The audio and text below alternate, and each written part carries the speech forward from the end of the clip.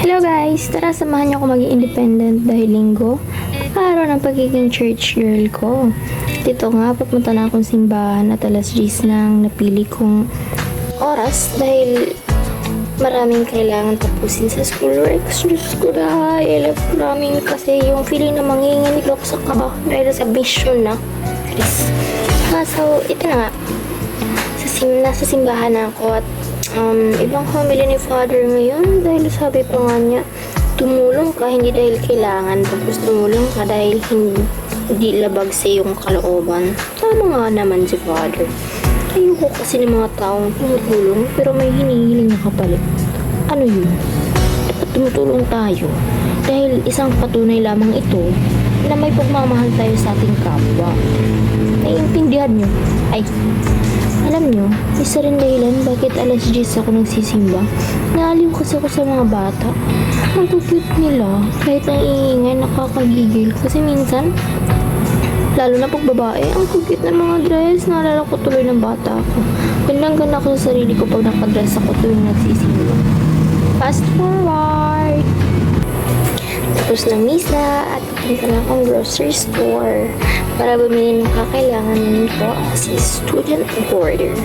Magandaan pa dito guys.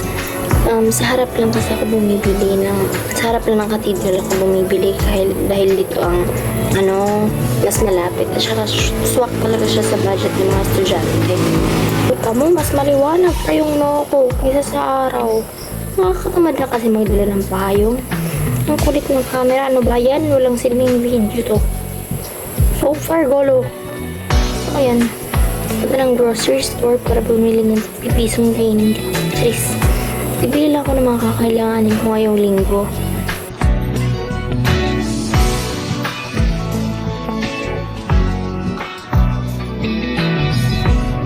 Tama, nakalimutan ko talaga ang basket. Kaya bumalik sa ate ko.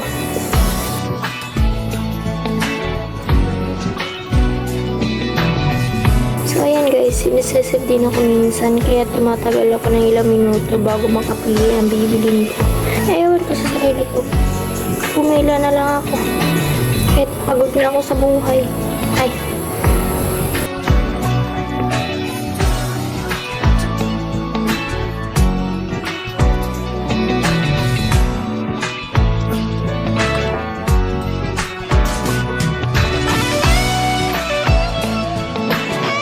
Uwi na, yay, finally.